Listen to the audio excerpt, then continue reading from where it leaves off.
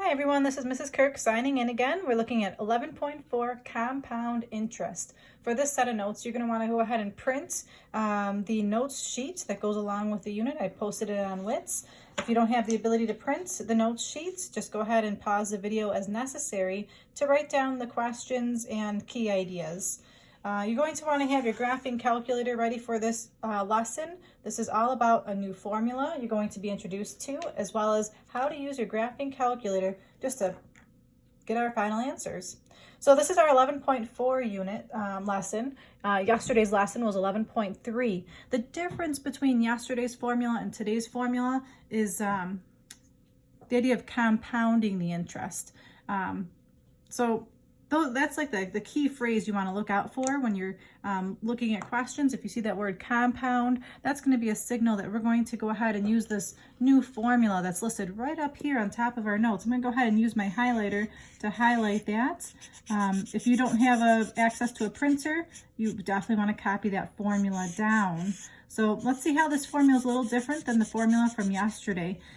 This formula is a little different because now, instead of just 1 plus or minus r, we've got 1 plus or minus r over n raised to the nt. So we've got this new introduction to this n variable. We didn't have that before. And then this is a list of what all the variables stand for. T is the total amount of money. R is the rate again. N is the number of compound periods. And compound periods, you're going to look for these keywords. Annually means once. Semi-annually is twice. Quarterly means 4 times a year. Monthly means 12 times a year. Daily means 365 times a year. Weekly is 52 times a year. And bi-weekly is 26 times a year. So those are some key words to look out for. P is the principal amount or your starting amount.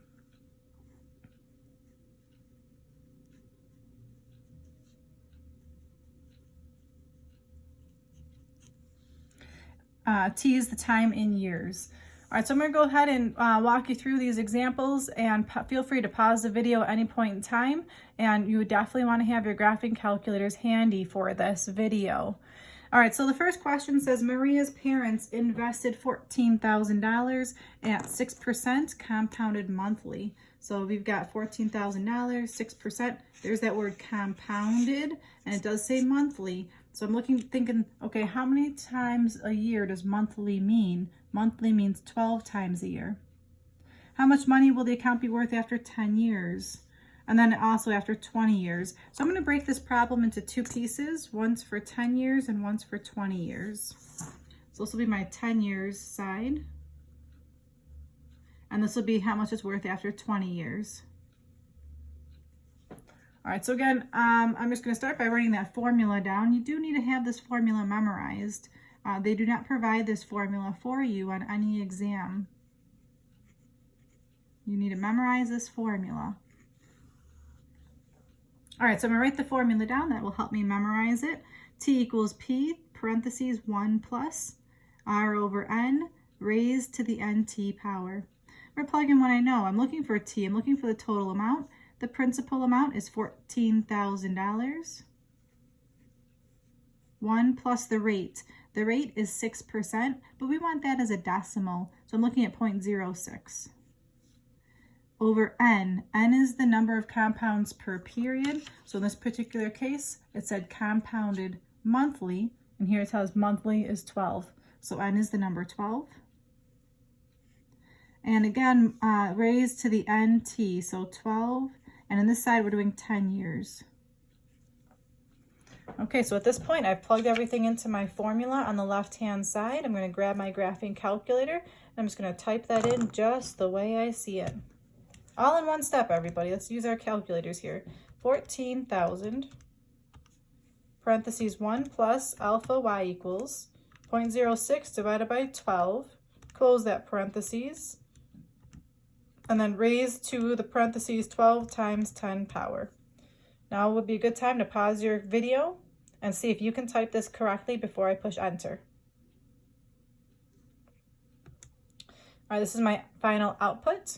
If you did not get that number, you should definitely pause the video and try it again until you do get that number. Watch out for parentheses. So I've got 25471.55428. We're talking about money here, so let's round money to the nearest penny. We're looking at 25,471 cents. I'm sorry, $471.55.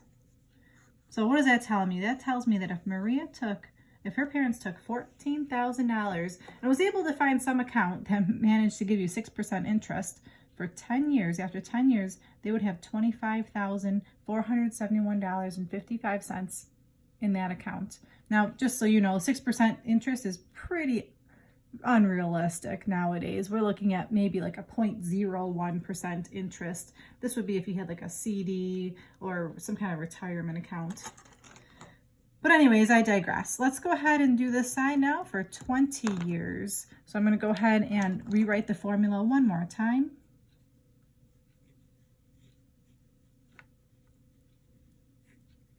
And instead of putting in 10 for time, I'm going to put in 20.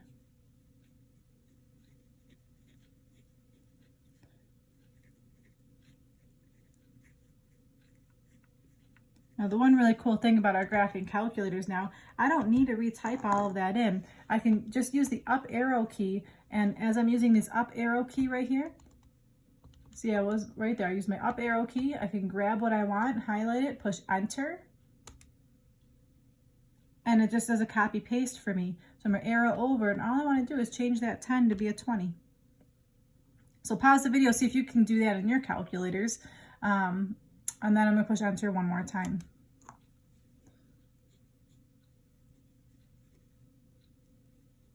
So we got 46342.86266. And again, we're rounding this to the nearest penny. So we're looking at $46,342.86. That would be the amount of money that you'd have left in an account if you didn't touch it after 20 years. And that's pretty cool. You only put $14,000 in, and after 20 years, it did grow quite a bit. All right, so if you need to pause the video, go ahead and do so. I'm going to go ahead and move on to question number 2. Question number 2 says, if you borrow $20,000 at 4% compounded monthly, so there's that compounded again, that's going to be my formula. Monthly means 12. Over 4 years to buy a new car, what will your total payments be, and how much interest will you pay? All right, so let's just use this here. You're borrowing $20,000. So I'm going to go ahead and write that formula down again because I'm trying to memorize that new formula.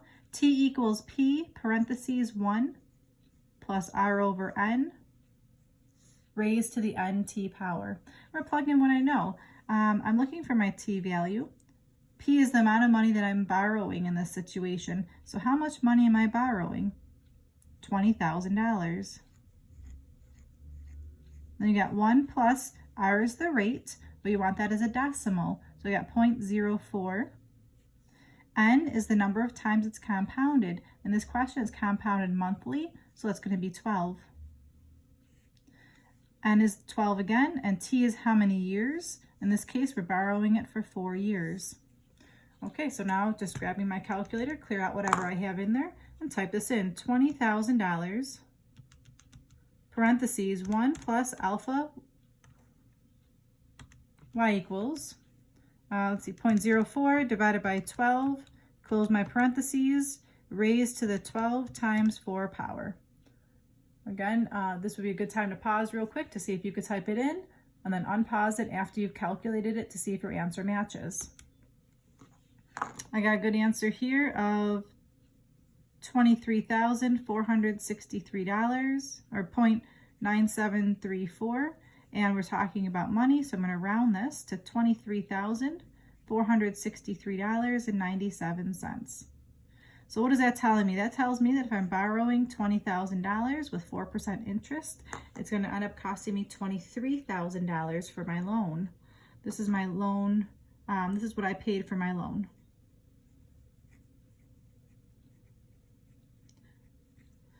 Just interpret the question. So then there's a second part to this question. It says here, how much interest, sorry about all the noise, how much interest will you end up paying?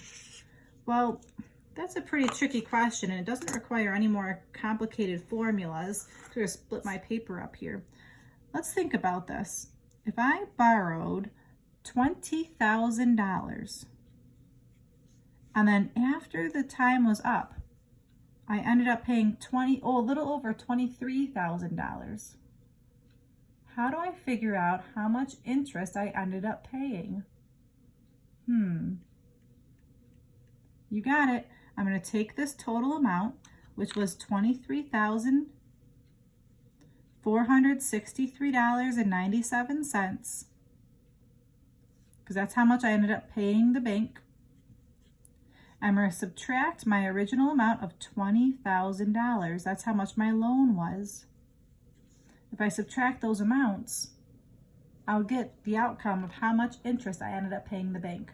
So let's see here, 2346, 3.97 minus 20,000. I ended up paying $3,463.97 in interest. I don't know about you, but that to me is quite a bit of money to pay over 4 years. This is a pretty realistic scenario. When you are going to go ahead and buy a car eventually, you definitely want to have a good conversation with your families about what the best route will be for you. If you do end up borrowing such a large amount, $20,000, you paid over $3,000 just in interest. That's pretty outstanding in my opinion, and I feel like if you could possibly take out less of a loan, that would be a good idea. All right, if you need to pause the video, go ahead and do so, but I'm going to go on to question number 3 now. Question number 3 says, Theo invested $6,500 at 4.5% compounded quarterly. All right, so quarterly, if I go back to the very top of my notes here, quarterly, that's going to tell me N is 4. Think about how many quarters there are in a dollar, or how many quarters there are in a football game. Quarterly means 4. So N is 4 in this question. What will his investment be worth in 4 years? And then how much interest did he earn? All right, so again, I'm going to go ahead and start by copying this formula down. I've got T equals P parentheses 1 plus R over N raised to the NT. T equals, P is the amount of money I started with. Theo invested $6,500. 1 plus the rate. Now it does look like a decimal already, but it's still written as a percent. I'm just going to do this on the side to show you how to convert this. If I'm looking at 4.5%, to convert that to a decimal, you move the decimal over 2 spots. So it really is 0.045. Okay, that's the difference for us there. So now I'm going to put in 0.045 divided by N. N in this problem is 4 because it does say quarterly. So N is 4, and T is how many years it's going to be. In this particular question, he's investing it for 4 years. Okay, now at this point, you just grab your calculators, and I'm going to type this all in one step.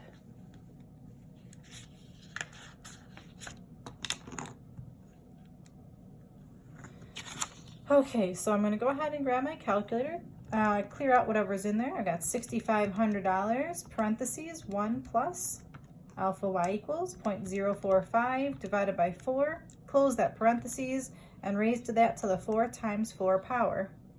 Again, pause your video to see if you can type this in properly.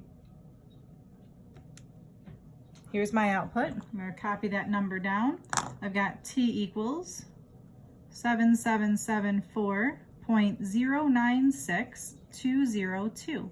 We're talking about money, so we're going to go ahead and round this to the nearest penny. So 774 point, now we've got 0.096. That's going to round up to 10 cents. So that's the first part of the question. The question wanted to know how much his investment will be worth after 4 years. Now the second part of the question does ask us, how much interest did he earn? So again, this is not going to be a complicated math question. To figure out the interest, I'm going to think about it like this. How much money did he start by investing? he invested $6,500. In the end, he had $7,774.10. So how do I figure out how much money he made? You got it. I subtract those values. I'm going to take out the 7774.10. I guess this would represent the total amount. And then I'm going to subtract his original investment of $6,500.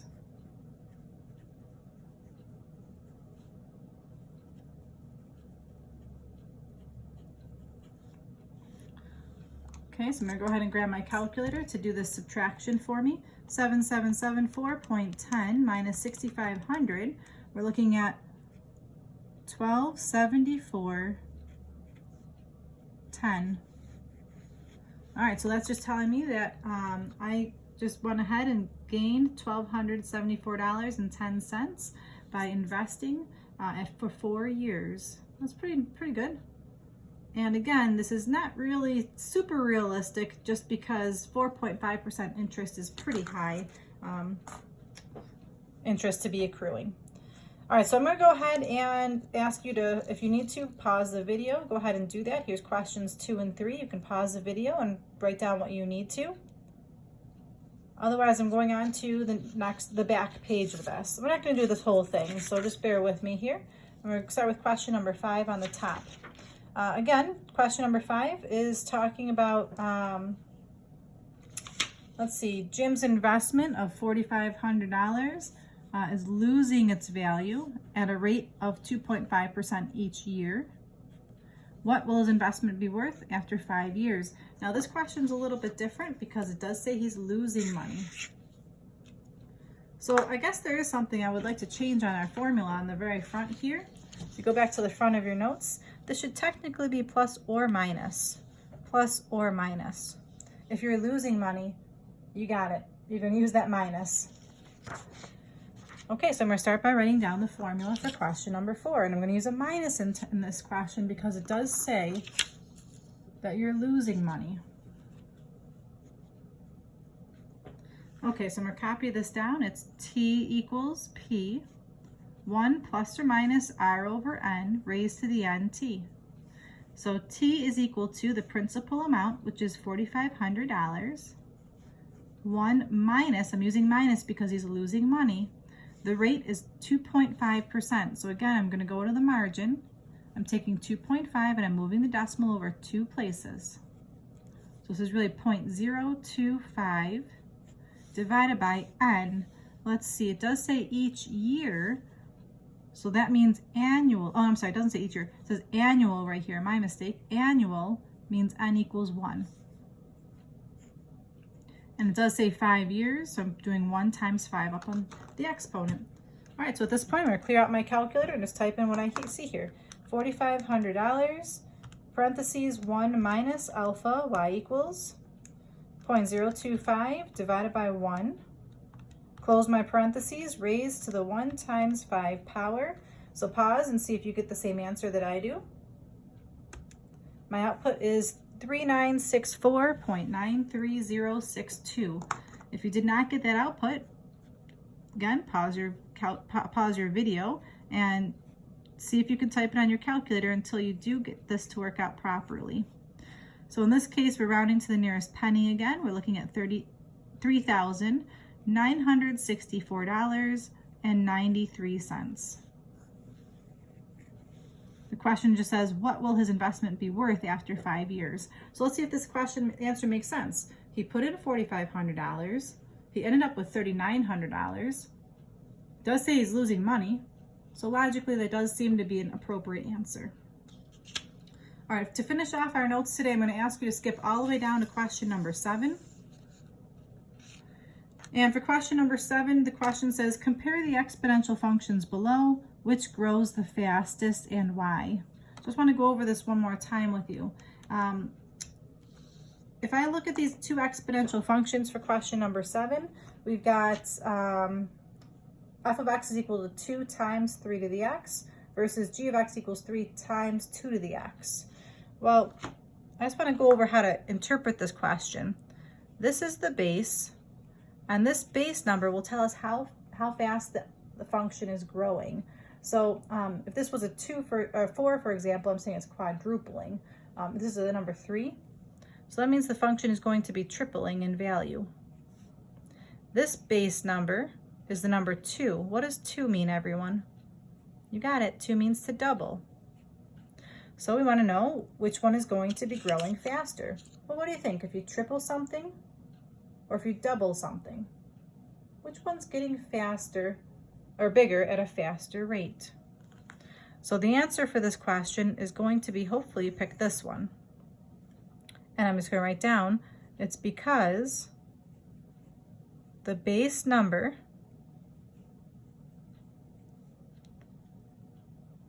is bigger. So to answer that particular question, they want to know which one's growing at a faster rate. The one that I circled, growing at a faster rate, because the base number of 3 is bigger than the base number of 2. All right, that's all I wanted to cover for the notes today. Thank you for tuning in. This is 21 minutes of your time. Thank you so much. I really appreciate it. Your homework today is a worksheet. It's going to be 11.4. I'm posting it on WITS. Do the best you can, everyone. I really do appreciate your efforts. Use your graphing calculators to help you. It should be a pretty quick assignment. It's just practice using that formula over and over and over. All right, thanks, everybody.